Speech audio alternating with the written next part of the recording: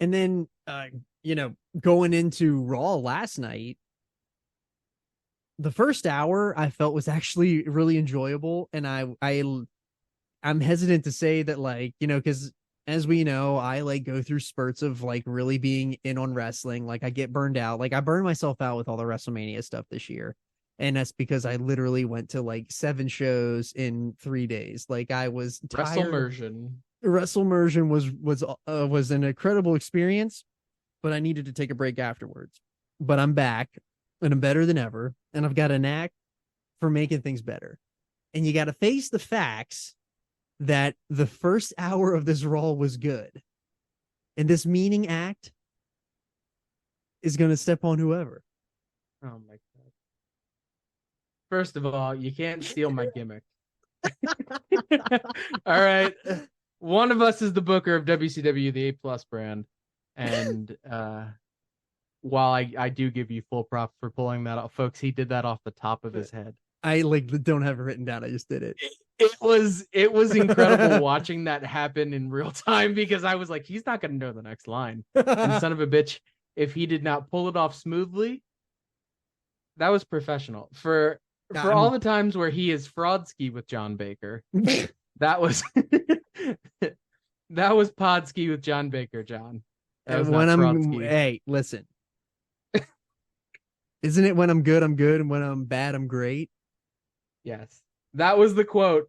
That was the quote. We used to use that in our shoot job, if you want to use that term. High school shoot job. Yeah, we College shoot job. Yeah, we had a lot of good times. Farts so dense they hung around for hours. Yeah, protein. But yeah, protein farts, bro. But we would use that phrase when we're good, we're good, but when we're bad, we're great. Because that's what you do when you're making like $9.25 an hour. You got to keep yourself entertained somehow. Right. Because again, when you have all this intellect and you're wasting it. Here we go. Counting money and selling lottery tickets. A new shirt at AllisonRules.com, counting money and selling lottery tickets. Or in your case, farting and hiding under a desk. Yep. One of the all-time greatest traps I've ever been in. You're welcome. If there was a Yu-Gi-Oh meme for someone playing a trap card in real life, it was you and that fart. Yep, you're welcome. I hope that lady still thinks it was you. Ah, God. That of all the times we got complaints, that should have been one. And we didn't get a complaint off that one. No, we didn't. Anyway, bringing it back. Better. Yeah, we'll bring it back and better than ever here. So I agree. I caught bits and pieces of the first hour. I didn't catch the whole first hour. And I thought what I saw was really good. We talked about where Cody might go next. I guess it would have been before Raw. Yeah, we were talking on Sunday night into Monday about where's Cody gonna go after this, and we hope that it wasn't Seth. And then literally they come out of the gates with a Cody promo and Seth interrupting, and I was like, damn it. But more tea leaves. Hashtag tea leaves, a shirt at AllisonRules.com. Whenever Cody said that Brock Lesnar acknowledged him, it's just further cementing the fact that the story is not over. And even though that Cody says he hates saying finished story, the story ain't finished. But them squaring off again felt like a kick in the dick to start. That was like, we don't need to see this again. But then, it quickly turned into, hey, here comes the Judgment Day and their 97 minutes of TV time that they get every week. And then Sammy doing the run-in and the save. It started to make more sense. Yeah, and I think the way that, to skip ahead a bit to the main event, the way they're doing it, where it's like this is a loose friendship and a tentative friendship between Cody and Seth, who have, whether they were, being forthright or not in the media, they've both pretty much said they don't like each other. Mm-hmm. And whether that's real or not, they're certainly playing on it. Yeah, trying I to have to think that it's not. I think it's kayfabe. I don't know. I think, I agree. I think there might be a bit of truth to it, but the majority of it, like, they're both professionals, Right. so and they're both baby faces, so Which doesn't I make like much that sense for them to wrinkle. run it back anymore. Right, which is why I don't think they're actually doing that. Right. I think there's going to be some potential, like, team ups versus the Judgment Day. Mm-hmm. Well, And they they're got to do telling that something. Well, story. they got to do something for Survivor Series. Yeah, They gotta. I They gotta. agree. Are they doing war games again? We're just assuming that they're doing war games. That would be actually a really awesome idea because you and I both know that Cody wants to be in a war games. Literally, it's his father's match that he created. Mhm. Like, he wasn't in it, while he was at AEW, and he wanted it, and he fought hard to get the war games name, and couldn't. So He never like, did. never did. So why not put him in a war games now? Because the winner of the war games gets a championship match. So Do they? well, I mean, I guess I'll say that's in I can see Elimination Chamber, in but WCW they did, but okay. like now in WWE it doesn't really matter. Like, you could just crown him as a war games winner, I guess you could say. That could just add to his list of credentials that he's had to go on through this year. And I would also like to see them, and it would be a compelling story, them being the two pieces around a Survivor Series team versus a SmackDown. That makes it really cool because, like, whenever you get like two opponents that had such a blood feud and like all of the meaning behind it with the Hell in the Cell and all that, like whenever you bring them together and they're not, when you can clearly tell that they don't like each other in storyline and all that, like, it just makes it better whenever they do team up. It's very much like what Cole and MJF are doing now. Correct. So and again, okay, so you get to Survivor Series. Right. Segue off that real quick. If you are listening to this, please go to YouTube and check out why MJF and Adam Cole should headline All In as a tag team. Go in and check that out. It's on YouTube. Mongoose gave a good breakdown. Check it out. Yes, for sure.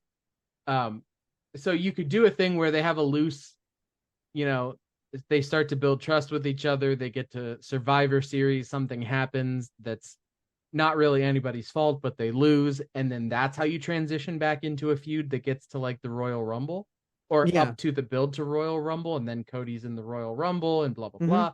Right. So maybe that's how they go. They build to Survivor Series and then they have a thing with Seth. It's hard though, because, and I said this to you, there's no payoff that's good for everybody. Yeah. On that. And now that I'm thinking about it, maybe the only way they can pay that off, that it doesn't suck for, okay, it still would kind of suck, but they're in the middle of a match for the world title at the end of the feud, and that's when Priest cashes in. Well, because I thought that at one point they were going to do a triple threat, and that's what I didn't want to see, because I don't want to have Cody in a position where he can't, I don't want him even near another title. He doesn't need to be near another title. He needs to be at an arm's length away from Roman. I agree, but I'm saying if they do go down the Seth rabbit hole, that's a way to get out of it. I don't agree that it's the best way to go. I would rather see him go against someone else until you do the build to WrestleMania, if that is the case. So I don't necessarily want to see that, but if that is potentially where they go down, but like, I honestly think if they're going to do something with the Judgment Day and Cody, I want to see it be him and Finn. Yeah. And that could be even what they do, because that could be a good feud. And with them circling the waters, because I know that like earlier, like right after WrestleMania, we talked about like that it was going to be Cody with Kevin Owens and Sami Zayn versus the Bloodline, and they need a fourth, or they need whatever to fill out the team to get the baby faces. And that's how they would, that's clearly not what's going to happen. The Bloodline has, broken up shattered into pieces. So like they can't be a part of a war games, but who can be a part of a War Games that's a big enough faction that could add two quick, who can quickly add two more heels to make a full roster would be a Judgment Day. They wouldn't even need to add, like, they wouldn't even need to add two. Because they'd have JD McDonough. They would have to add like one more who would make sense. Who could be Nakamura. That would be good too. Yeah. And then you bring have in it a heels and baby faces Survivor Series or heels and faces. And then you have a heels faces match. War Games. Correct. Yeah. Makes a lot of sense. That'd be interesting. There is some stuff that can go down this rabbit hole and it would be good. Yeah. So I like that. We should probably move past. We'll spend the entire night talking about Cody if we do. Yeah, we probably bored enough people with Cody talk. Yeah. So the next kind of topic here, and we had a little bit of synergy about this. Absolutely. In general, but we'll start it out with the IC title contender match and then sort of the men's mid card and how it's different under Triple H. Yeah. So we both liked very much that Gable is the one who's going next against Gunther. He's an Olympian. They have been building the Alpha Academy a little bit and Gable. So again, he's a credentialed Olympian. They're giving him some TV time. They're giving him a bit of a push, putting him in there with Gunther, although he's gonna probably lose. And it's okay. And that's fine. But it's still a good series. Like, it's a good rivalry. It's a good series of matches. It's not putting him in with Mustafa Ali. Right. It's a good mixture of talent. Like, Chad Gable is he's criminally underrated and criminally underutilized on the roster. Like, the dude is one of the best workers in the business and doesn't get enough time. He's not able, in the words of beautiful Bobby Winters, he doesn't get a chance to put time in. He's got to put the time in if he wants to get over. So, listen, Chad Gable and Gunther is going to be a banger of a match. I love Chad Gable. I've wanted Chad Gable to be in this position for a long time, and I'm glad that he's going to get a chance to, like, showcase a little bit here. I like the the David versus Goliath type matchup with Gunther and Gable. And to get to the main point here is that I love that they didn't make him, they're not presenting him as Shorty G. He's not a geek anymore. He's legitimately put over as a legitimate contender for a title, and that they didn't just throw him to the wayside. Like, even though they made a big deal that he was in his home state and that this was going to be a big deal, they made a really big deal about that. And it was refreshing for the fact that they didn't just job him out and just beat the tar out of him and have him lose the match. Like, it was refreshing, the fact that they did that. And I really, really, really enjoyed it. And I think that's the clear and cut difference that, like, it's a clear and cut difference whenever Triple H is running the booking versus when, like, Vince had it, because Vince would have killed that guy dead, would have just buried him in the dirt. He would have been beat to shreds on the ramp, and we would have never heard about him again. He would have been Shorty G. He would have sucked. No one would have cared anymore. But the fact that, like, he's put in a prime position, he wasn't geeked out. He was, like, praised a little bit, like, on the commentary. Like, they told you beforehand, this is his home state. Like, he's going to win it and he's going to go on to face Gunther. Like, they gave it to him, and that was refreshing. And that's what I like that they're doing with the mid card. Like, we talked a little bit about Ricochet. It's refreshing. Jonah, to a lesser degree, Jonah, Nakamura. Now they're elevating right, and Nakamura was a huge star. Yes, so Nakamura, huge star. It's nice to see that they're yes, you can leave those guys in the mid card and they can be entertaining and have good matches in the mid card to fill out a show, and they can plug and play in different stories and be there for mid-card titles and that sort of thing. But they have to be credible at some point, or no one gives a crap. Yes. And that's what Vince does. He just beats them into the ground where they don't matter anymore. exactly. So like you see a guy like Ricochet, who, okay, he's not gonna sit there and throw a hammerlock. You know what I mean? Like Yeah. he's not gonna stretch Logan Paul, but they clearly trust the guy. Hey, so I'm gonna get in there, stretch the internet bastard. I'm gonna get in there and stretch him. That's what your booking meetings sound like. Um, um, but John's down again, folks. Yeah. But the bigger point here is like they put that guy in a prime spot with Ricochet.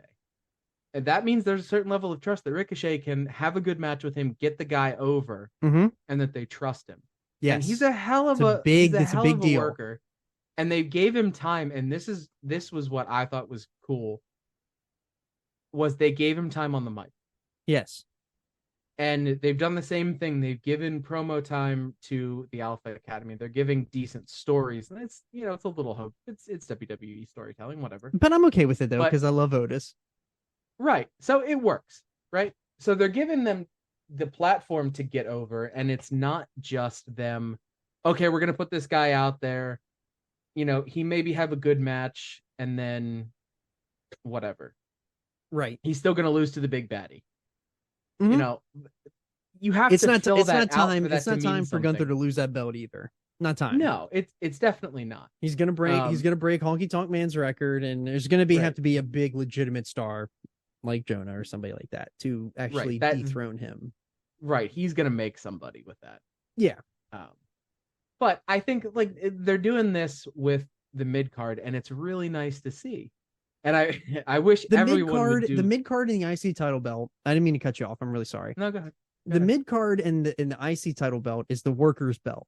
That's what has been the precedent has been set for years. And I'm going to show for a little bit because I just finished reading Bret Hart's book today, and like he talked about a lot in that book about being the Intercontinental Champion and what that meant. And we all know there's a lot you can say about Bret, but like Bret.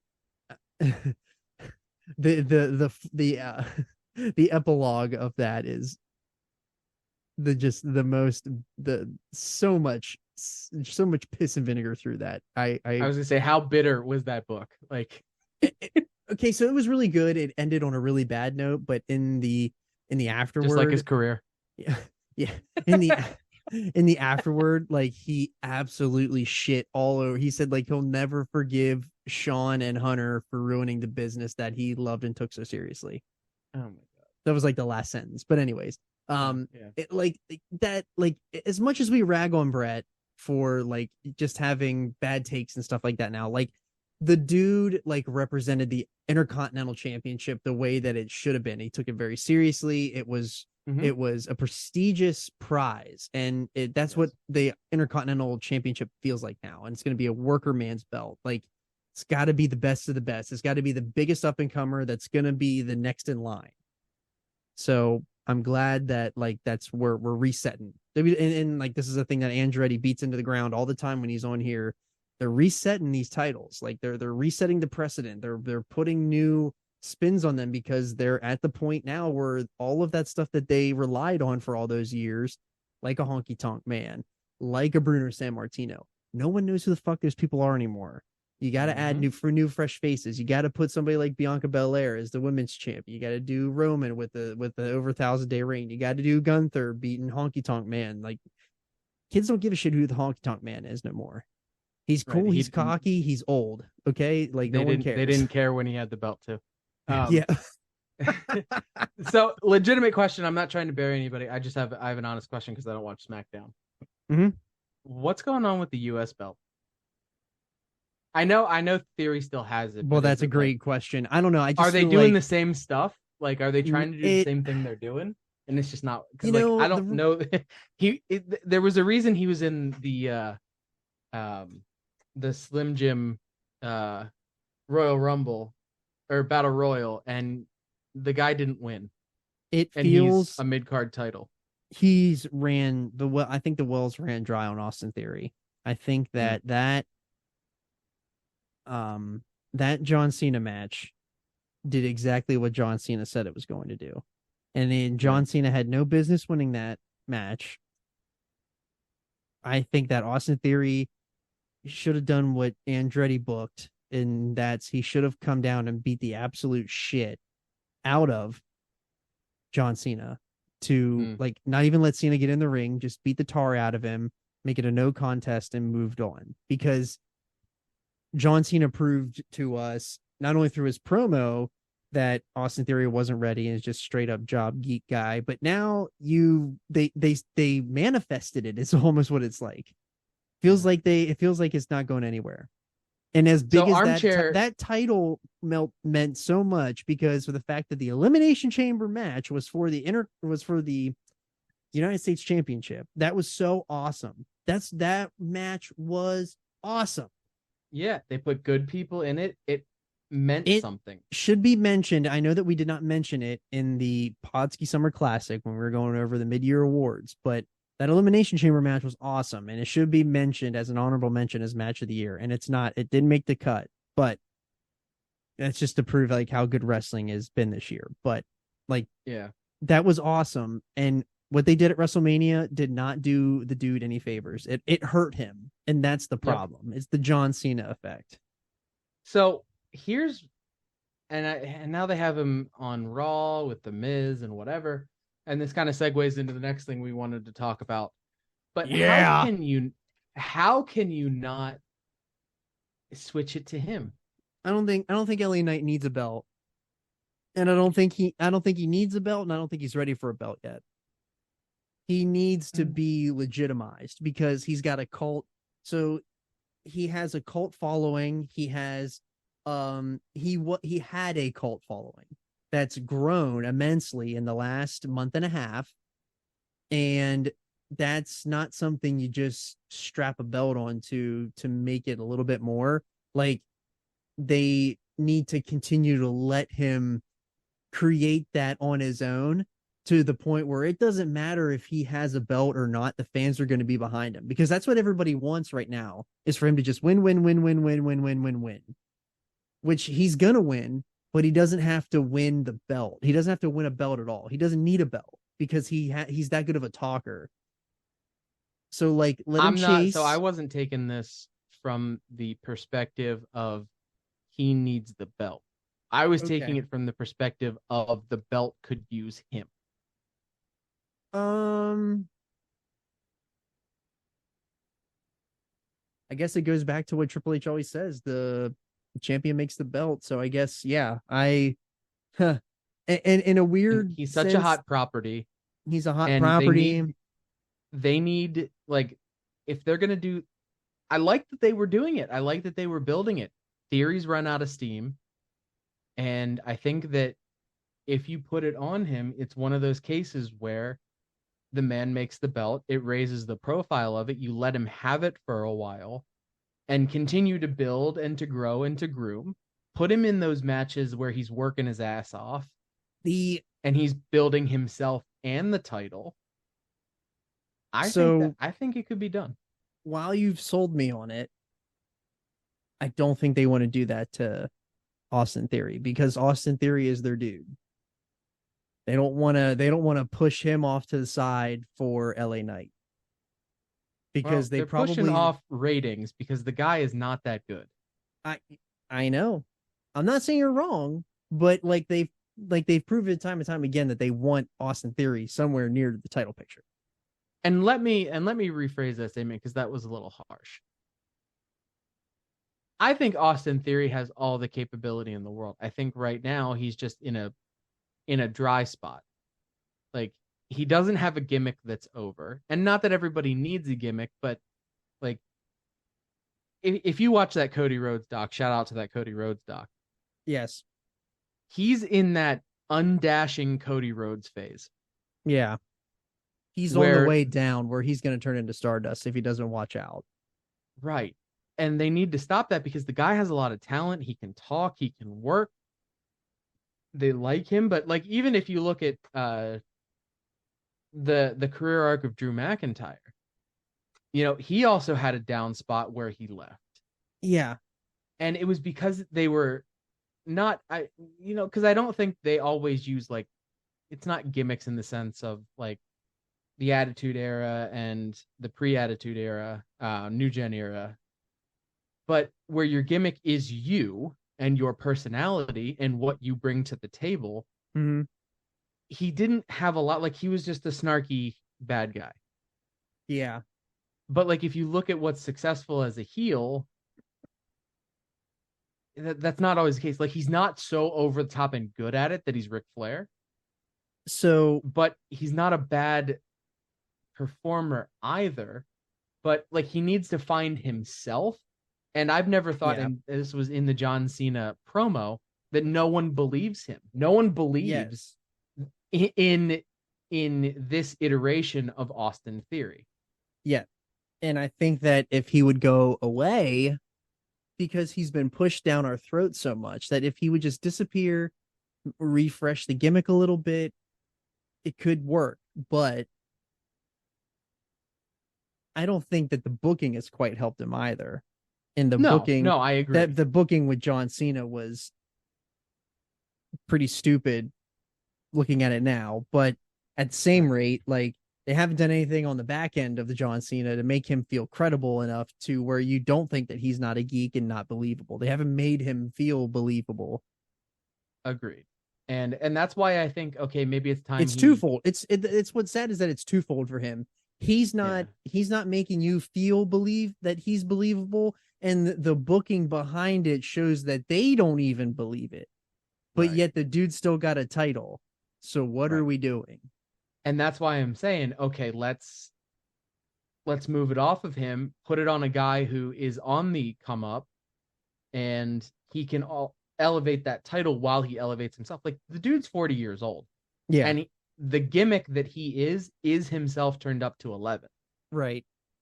So it's not like he's finding this nascent thing within him. Like, this is him, and it was him before he came to WWE. It's working in WWE.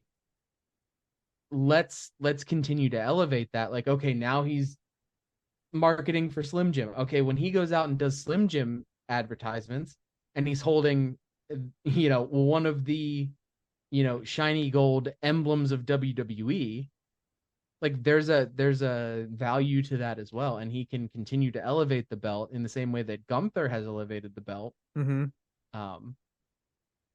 If you book him that way, and I think he is the kind of character, and the way in which he is popular, I think fits continued success. So if you put that belt with him, I think it would be good. But if they're going to do something else to continue to build him, maybe he's the next guy for Seth down the line, or maybe he's who they eventually drop to. I don't know. Yeah.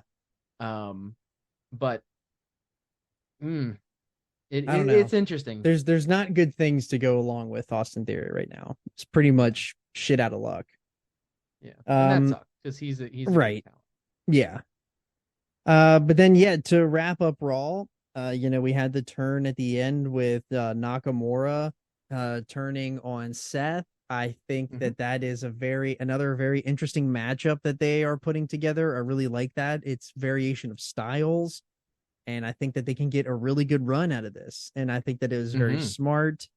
I really like it. I'm very, very, very excited for Nakamura and Seth. Now, like, I know that, like, if Allison's gonna sit down and watch it with me, she hates Nakamura. She thinks she doesn't understand why he does the movement. She's like, that doesn't make any sense. But at any rate, Nakamura is still, like, one of the best things that New Japan has, graduated in a long time. So I really like this matchup, and I'm here for it. So, I'll give you your money. Take it. Yeah. And I think it's interesting the way that they have booked the new heavyweight belt, and the way that they marketed it before that it's a working man's title. These are going to be work rate matches. They're not going to be the sports entertainment stuff that is going to be associated with the undisputed title with Roman, etc. That's how they've put it out there to begin with. So the first setup was that title tournament, and it was all really good workers. And then the first out of the gate, Seth wins. And the first rivalry out of the gate is two of the best workers they have. Right. And, they told a good story, and there's nothing wrong with the story.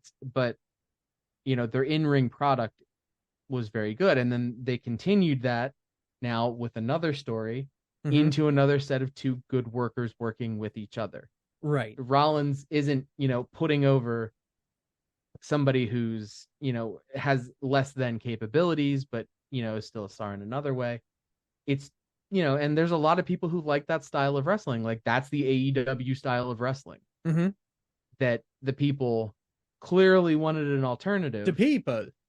Yeah, to people. They did it for the people. So, like, that's very much I think the way they've been doing that is the response to the AEW people and trying to bring some of those people in. And here's our work rate, guys. And this is the WWE version of what you like on the other channel. Right. And I think it works. I enjoy it too. Yeah. So not that I don't enjoy AEW and what's going on. I need to catch up on Collision. If I'm being honest, I'm a week or two. I thought the Collision ending was pretty good this week.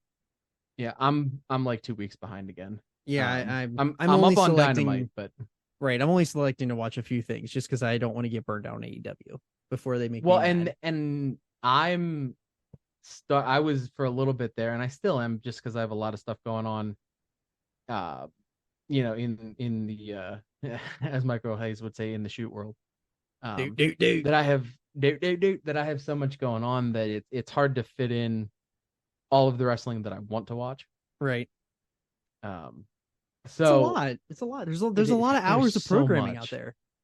There is so much. And it's not that I don't want to, I just don't have the hours in the day. Right. So it's nice to have that little bit of work rate. Yeah, no.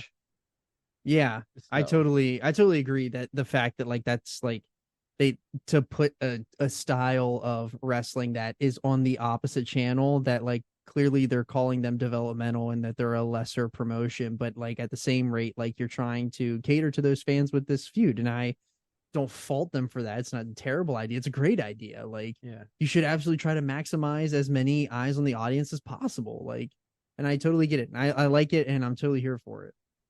Yep, agreed. I think that'll be a very good program. So yeah, I'm here for it. It'll be fun, and I'm looking forward to seeing where they go next.